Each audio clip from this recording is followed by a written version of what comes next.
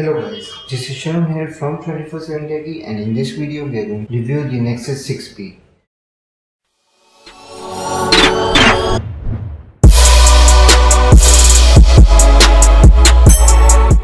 So we have had the Nexus 6P for more than a week now, and we have been testing this phone.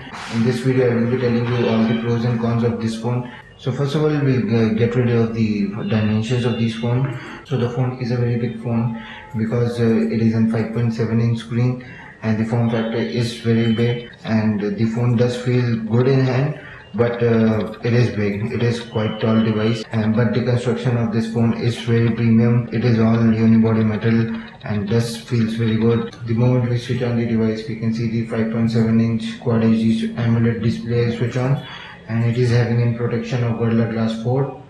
And the phone comes in two models, the 32 gigs and the 64 gigs. We have the 32 gigs over here, which is priced at about 40,000 rupees. For online, it's exclusively available on Flipkart, but on offline you can buy it from anywhere. It's easily available. As you can see, it is this 32 gig model that we have.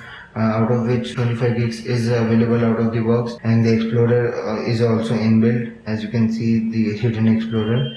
So Nexus devices does have an Explorer now, and it comes with 3 gigs of RAM.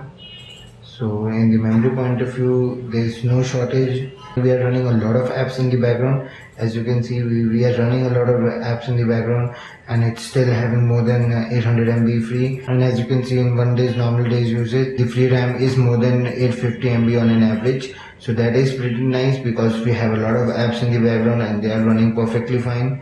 If we jump to the Flipkart app, after about 2 hours, it's still over there. It's just loading it back, but it is there present and working very nicely. Android Marshmallow does feels a lot better on the Nexus 6P compared to any other mobile that I have used till now. The display of the phone is really amazing. Another pro for this phone is surely with that it is a 5.7 inch AMOLED display, and it is surely amazing. It is a little bit oversaturated, but it is worth it. And a very strong point for the Nexus 6P is the camera. It has always been a negative for the Nexus devices, and it is for sure a very good camera. So as you can see, it is a very good camera. The clarity, as you can see, it is a great camera, and the front camera is also very good. The slow motion pictures can be recorded up to 240 fps, which is also very nice. So it is a flagship camera for a flagship phone. So in the performance point of view, it is powered by Snapdragon 810, and the phone doesn't have any heating issues or any lag or anything. So it is working very nicely on this phone. No heating at all, and I have been using it for a long time, and there hasn't been any issues. And in the sensors point of view as well, there is no skip on the sensors. Everything is working very nicely. And another great thing for this phone is the fingerprint sensor that they have put in. So the fingerprint sensor is really great. What we need to do is just register our finger and keep a finger on it, and the moment we will flip the phone, it will be already on. That is really nice and quick and fast. And it works most of the times. 90% of the times the fingerprint sensor is working very nicely. So a very good job done by Google and Nexus and Huawei, everyone on the fingerprint sensor. It is one of the best fingerprint sensor I have ever used, and I have been using phones with a lot of fingerprint sensors, so I can surely tell you that it is one of the best that you can get in the market right now. So another pro for this phone is definitely the front facing speakers.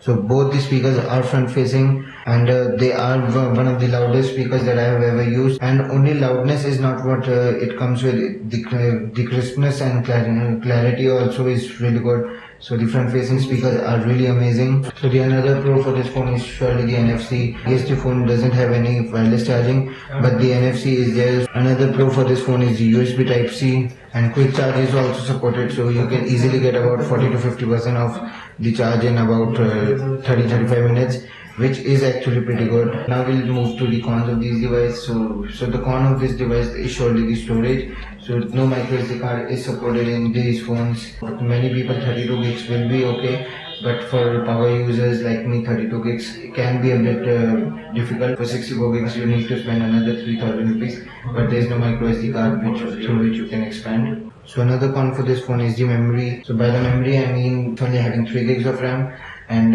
this year we have seen the shift from 3 gigs to 4 gigs of RAM. but Nexus is still stuck on 3 gigs of RAM. We don't have any problem with 3 gigs of RAM, as everything works in the background very nicely, no multitasking issues. So we have been testing this device for a while, and we are having some mixed reactions on the battery life of this phone. It's mainly because it's about 50% of the battery left, and we are only having 1.5 hours of screen on time, and sometimes we are having 2 hours of screen on time by then, so 3 hours to 4 hours of screen on time. We're having a little bit of conflicting results, and that may be because of the usage or anything, but it can last you for a day for medium to heavy usage. All in all, it's a very good device, and for the price it is offering a lot. And to conclude this video, I can surely tell you that I am really impressed with the device.